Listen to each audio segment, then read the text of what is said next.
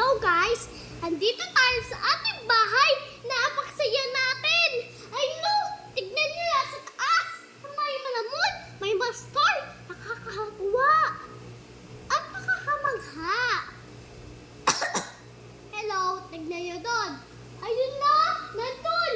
Kung hindi nakakalam ng moon na malaki na bilog, ito ang nagsisyon na planet na hindi mo alam po nga salitang nito. Kapag yung Earth, dumaan yung Moon sa Earth, ibig sabihin, gabi na.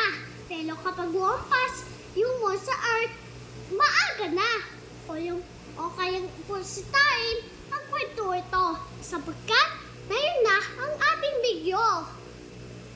Una, ito yung Moon. At kahapon naman, nag-vlog ko kanina, ay yung Earth. Oo, tama ka.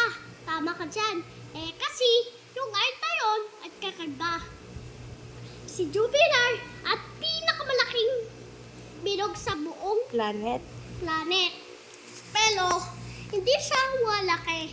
Dahil pinakamalaki pa rin si pinakamainit na malaki. Ngayon naman, umpisahan natin ang video. Pero bago ng lahat, huwag niyo munang kalimutan, i-like na video, subscribe ng ating channel. Ano bang hihintay nyo? Tara na! Sumabay na tayo sa ating video channel. At huwag niyong kalimutan, i-click the mention. Bye-bye!